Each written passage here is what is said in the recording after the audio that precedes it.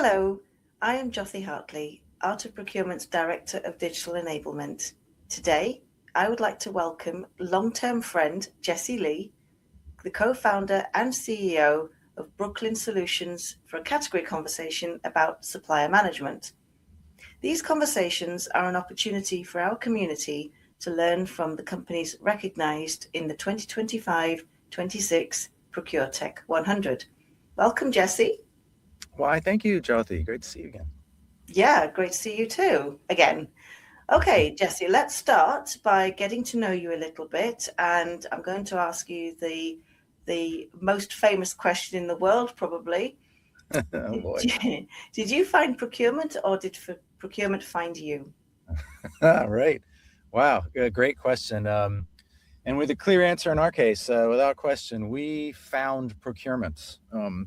The core early group comes from a, um, a SaaS product and community that served a CFO, CIO, really, and brought some transparency to all that money, right? How is that money spent? Where can we spend it more wisely, perhaps? And in that hunt for opportunities for cost optimization, our travels, which the software didn't necessarily light up, but that was with transparency comes those hopes and aspirations, right? So the answer that we found, the fertile ground, the most fertile ground for getting yet more efficient across that technical estate for the big enterprise was really supply chain, right? I mean, for reasons that kept repeating themselves in our travels over the years, over a solid decade, just about, there's a set of reasons of why are we just not getting that maximum value for money. And our travels found most of the answers by a long margin in that supply chain, right? There's just some patterns of behaviors, patterns of operation, the ramifications of not having great transparency and having too few people looking after the balance of business versus business needs and risk appetite and tech spend and op resilience and such. We just didn't find enough potential there, and enough coverage there for the realization of the potential to drive maximum value for money spent in that supply chain. So we found it as a field of opportunity and as a place that wasn't quite realizing what we think of it as its strategic potential. And after seeing these patterns over and over, and after being, product people, we thought, okay, we just got to close this down, and no one else is doing it. So we that's why we came together and why Brooklyn exists. And it was through us finding that field of opportunity is the way we look at it. That's really insightful, and that's really interesting. And we are going to get into quite a bit of that in a second or two, in a minute or two.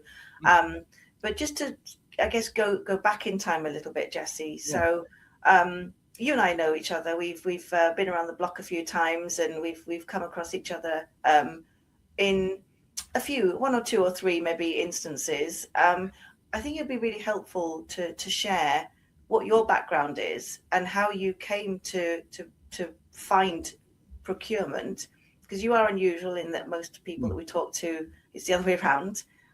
So what they is say it that procurement found me, and I Yes. responded. They usually say, okay, yeah, right. That's right. Yeah. So what exactly is your background then? Oh, right. Well, since you asked, I am, if we go back, well, it's a broad background, which is now kind of helping with procurement. I've got a engineering base. I'm a non-practicing but trained lawyer for the contract end of everything, kind of helps and in the business. And spent, maybe somewhere between a third and a half of my career doing consulting, either technical or management kind of consulting. And years and years ago, or as part of the .com boom, really, in California and Seattle in the USA, around 2007, moved into pure product, venture-backed product, and ultimately brought forward an application with four other co-founders which I'd alluded to before, that was all about transparency about what's in the tech world at the time, the CIO, CFO of IT. What are we spending that money on? What did the predecessor spend it on?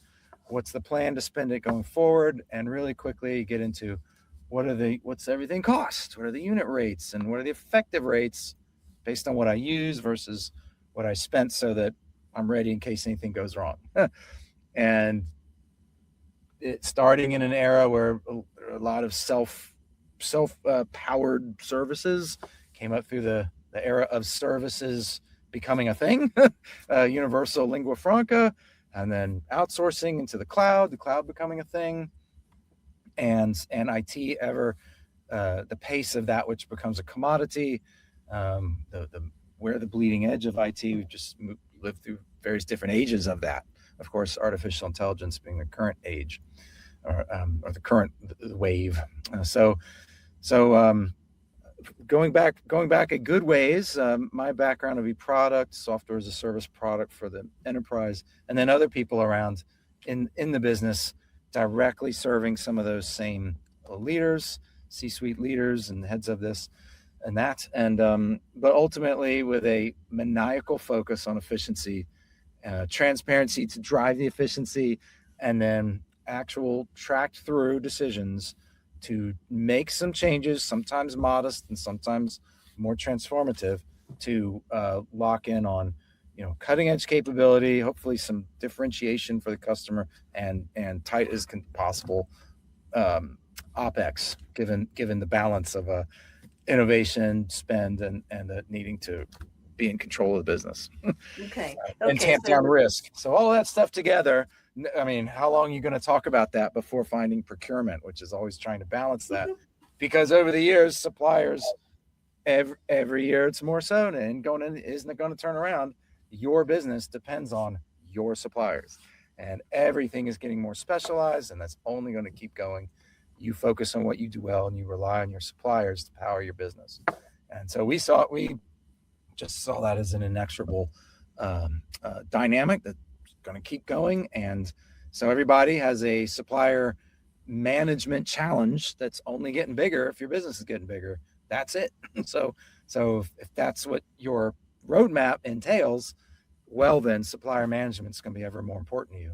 So that's sort of why, out of that world I described before into what we think that is really happening now, and where all these companies are going, well, there's just so much strategic potential and purpose, and whoever's got that remit to manage all those suppliers, right? That's what we're passionate about. And right. So, yeah. So Spoken like a true engineer and a lawyer right there. Yeah, right. Mm-hmm. Okay, so thank you for that, Jesse. So if we think about supplier management then as a category, as a functional area of most procurement and supply chain departments and teams, how would you describe the business objectives and the scope boundaries of supplier management? The business objectives and the scope boundaries. Let me just do them one at a time. The business objectives, we think, in terms of what I mentioned already, at the highest level, there's a certain strategic reason for procurement to exist at all. And we kind of think of it, it's always the same. And that is to accelerate the roadmap of your business, right? That's what you do. You buy the products and services that power the business services that your business people need to succeed, right? To get the competitive advantage, run lean and mean, and all of that. So the whole company depends on this group so that it can accelerate its own roadmap, right? So we got to protect that, and there's an expectation of and there should be, to do it lean and efficiently and chase maximum value for money, but in balance with, hey, our whole roadmap that we're pursuing doubtless rests on the shoulders of these suppliers in some mix. So we have to make sure all that works and keeps working and can handle wobbles and is resilient. Right. So, okay. You said that about business objectives, and you said the scope boundaries. I think you mean, what are these people doing? Like, what are they responsible for and what they're not? It's funny, like, as much as I'm talking about, and we care about the scope boundaries, and we see an aspiration of, hey, free up some of my time, our team's time. so that we have more time to do those great things. Sometimes that happens. Sometimes the scope just increases, and it's about tactically do more. So an example, probably over the last three years, we've seen your job is supplier management. Now your job is also onboarding. We don't know if we want to bring that supplier in, but we're interested in what we do. We're running an RFX. We're gonna choose one probably. So you know about what all our suppliers have and do, even the things we don't buy off them. You tell us, right? You give us a head start, and you run, and maybe you run that, and you have all the whole process for bringing them in and running all this, capturing the inherent risk of this new service we want, doing a DDQ for the unmanaged risk of that supplier. Um, Hopefully, you've got some game, some competence and skill and managing that risk, so we get to a lower residual risk profile for that supplier we brought in, somehow tied to the obligations of things they're going to owe us if we pay them. And all that together has expanded the scope of these people. You know our suppliers, so talk to us about, help us find the next ones, help us assess them, help us make them compete with each other, and then help us pull them in. So we see the scope of our users is grabbed around all of that, encompassing the beginning of third-party risk management into the contracting event, and then continuing where we started with them, the whole life of that in life management of the relationship, really. The contract birth certificate in our view, and then you're in a relationship together, hopefully, right? Yeah. And again, yes. And I think what you've just described there is the breadth of responsibilities that somebody that's in that role has, and right. And it seems to be this. You talk about what it sounds like is scope creep almost, but I think it's maybe a natural evolution of that scope creep, because it's the right thing to do. So if we just think about category management as a holistic, maybe other function then, or other capability of a procurement team, why is that important now? Why is category management important right now? Well, boy, we think category management would be important because the procurement, if the procurement arm is now about something having to do with assessing who's doing what that could be useful for our business and to power our roadmap, and then who might take over some of the functions in our existing supplier base and changes we might make. At the key of all of it is operational resilience, right? So I've been talking so far about change, incomes change, things change, but we need to stay resilient. The business must persist. And we think that what you say, why is it important now? Because the regulators are catching up, Years ago, the regulators said, hey, no more outsourcing the data challenge to those suppliers. You are responsible. You take a customer's data, GDPR is here in Europe, right, in UK, and that means you cannot outsource your responsibility. So you better make sure your whole estate handles that data responsibly. So, Jesse, you talked about operational resilience. Yeah. What does that mean in your mind, and just for our listeners as well? What does that mean for you? It means, to me, it means the service continues even as the underpinnings take some hits or some wobbles. If the boat gets stuck in the Suez Canal, our company still operates. So we have practices built in and are ready for a bit of a rainy day, right? Maybe we bought more than we need. Maybe we sourced from more than one place. So when the one boat gets stuck, we've got a few others, etc. And we can keep running. So that's we can keep bringing in that which we need to power the services. In parallel, we are generally assured that the data is protected. We're talking about GDPR. If we leap over a lot that's happened into DORA, Digital Operational Resilience Acts, even more in Europe only so far, inspection and demands from regulators saying in this category of things where your data is in someone else's cloud, take all these steps to make sure that you're in control and the residual risk is low because you have all these business controls. So I suppose that leaps to mind first, right? There is always some fragility in a supply chain. The power of artificial intelligence and now what's happening with that data and where is it getting leveraged, and how will it echo beyond what I wanted to use it for if I even use that technology. All that is key for protecting information, and ultimately, we have to protect and keep the business operating. There's the resilience angle, and then, in my opinion, and then on top of that, there must be time. There must be time to pursue innovation and handle change well, or else you're just not getting down that business roadmap fast enough. Mm-hmm. So you're right. It's a lot to keep track of. It's a lot to do. It needs a holistic approach, or you'll be complaining about the silo that you sit in, which we hear all the time.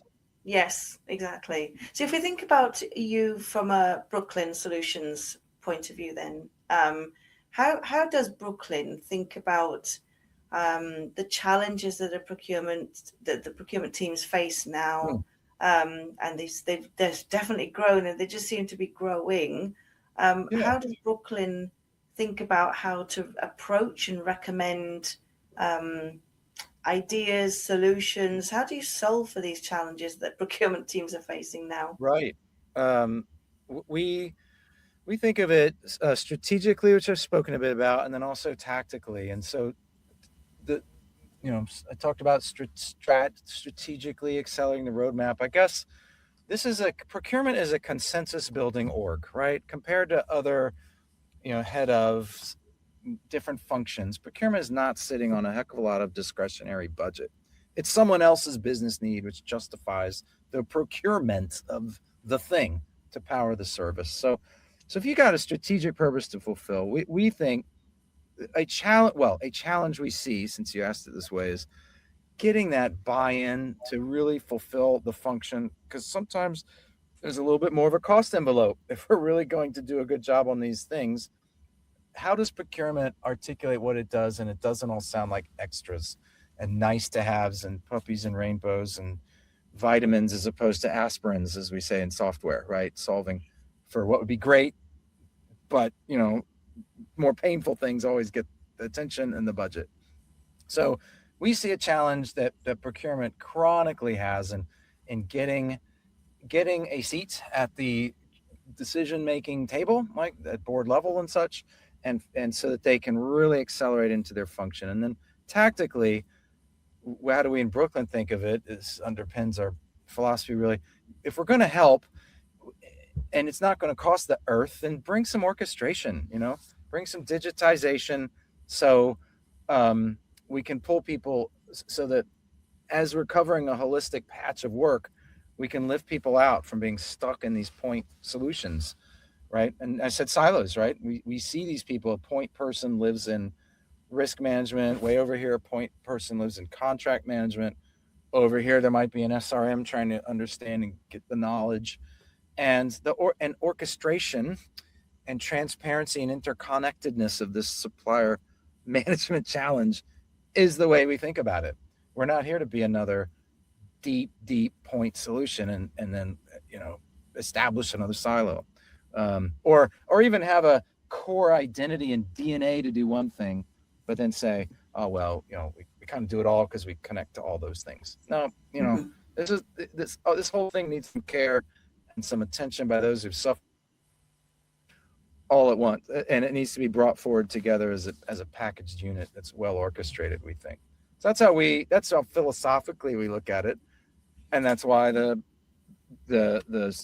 product suites come up the way it has. It reflects what I just said, essentially, because that's how we look at it.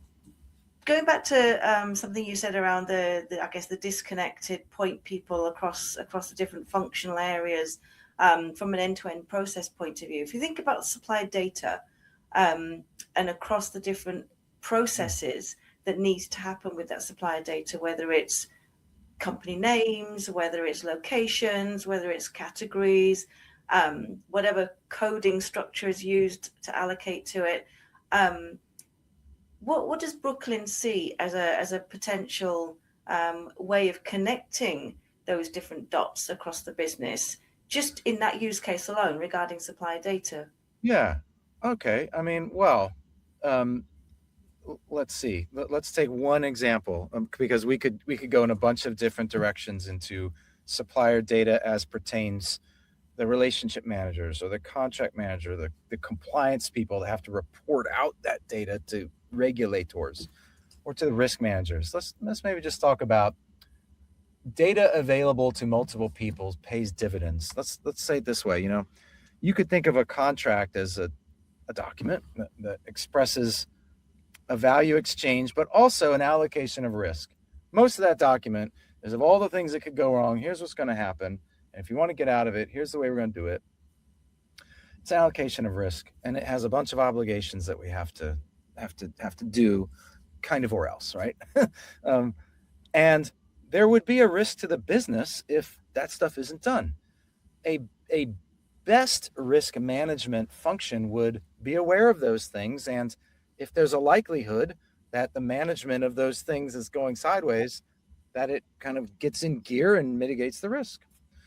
Likewise, if I'm a risk manager and there's all these things that could kind of go wrong, and suppliers might have something to do with protecting us, it would be real nice, if there's an obligation, ideally in the contract, but if not, at least adopted by and managed through by SRMs and contract managers, that ties to the risk. Here's a new thing that we want you to do because we have a great relationship and we can talk you into doing it. And maybe you'll be assured of future business if you do it. And risk and contract together are working together, right? So I have a risk that I want someone to take an obligation to mitigate.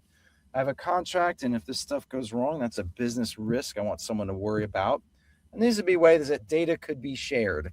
It's eminently relevant to keep taking it forward a little bit here when you have to report out that you have a risk register of these things, you have contractual controls, you have regular reviews by the SRM, you can evidence all that in a digitally fit to audit way to inside the business or a fourth line auditor.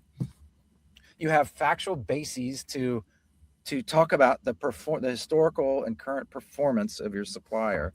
Ultimately, whether you're coming at this from these different roles, and I haven't even mentioned ESG or innovation or anything like that yet, you're going to want the facts.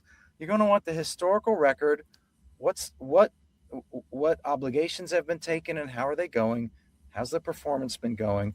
And you're going to want to get to a not emotional but a fact-based basis for where you are today and what you're going to do with them in the future. And we want it to be, and we see that those that love and go for transparency get rewarded for it, and those that don't want it don't so much, right? What's the argument against transparency?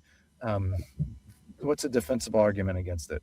So we think that whether you're in these different functions or not, you should be well connected to those other functions, and it has to be so easy. It just has to be so easy. It can't be more homework that anyone has to do.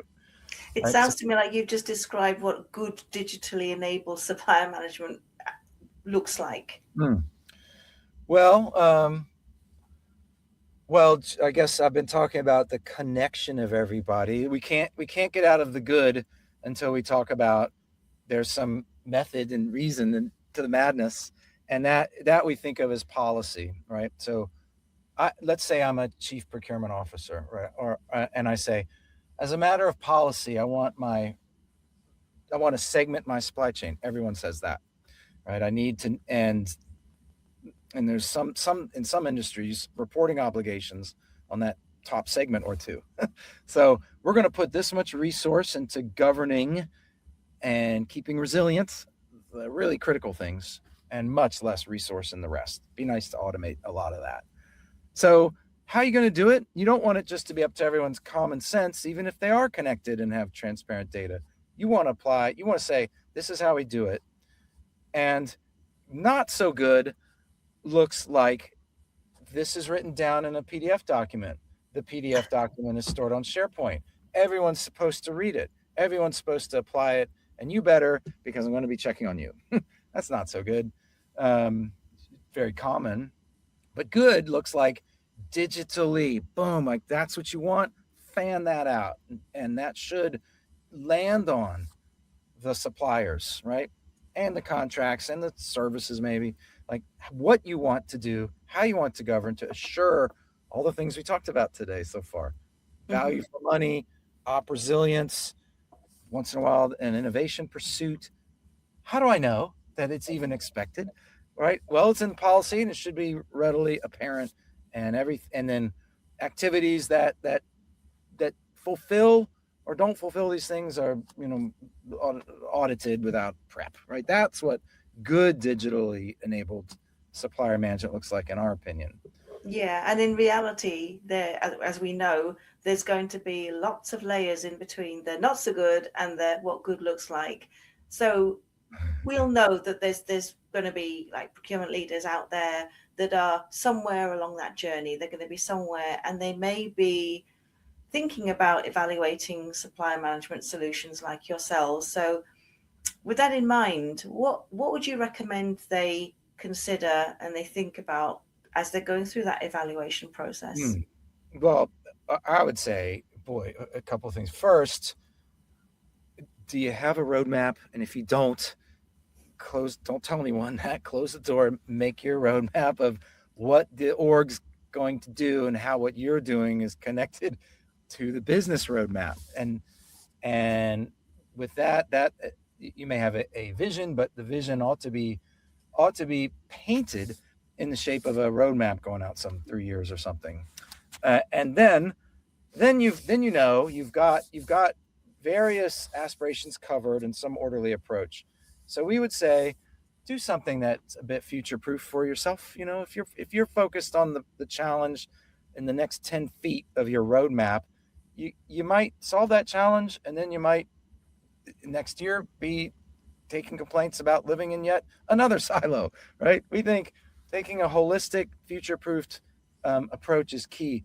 But don't misunderstand me. Like sometimes we find that procurement is rarely the season for a completely blow everything up transformation exercise. By blow everything up, I mean not so dramatic, but reassess our processes, improve them, rebaseline everything. That is, there's always an argument to do that, but there's always some history of we just did that and now's not the right time to do that again. You don't have to do that, but you do have to have a roadmap, and you do have to take a holistic approach for what I'm investing in today is going to cover me for this next most important thing, but it will as we get into other aspects of the grand challenge, there will be capability, right? Minimum integration capability, but maybe some native capability too. And the second thing I would say, if you're going to you said evaluate solutions, well, it should be tied to the business objectives we want to achieve and how we're going to measure it. All that sounds reasonable, but a lot of people, if you ask, well, do you want AI in there? Yeah. To do what? I don't know, but it better be in there. That's what I know. Well, that's not a business objective. What do you want to do with it? It's good to think that through, even if you don't know everything about what you need, right? So we think a roadmap, a semblance of some capabilities to fulfill the places where you want to be in the roadmap, and a holistic approach, really. That's how we think about basic. Nice. So that sounds like it's a 3-step action plan then for our listeners. I think so. Yeah. Okay. Well, just as we're wrapping up then, Jesse, where can our guests connect with you? Where can they go to find a bit more about you and what Brooklyn does? Well, that's nice of you.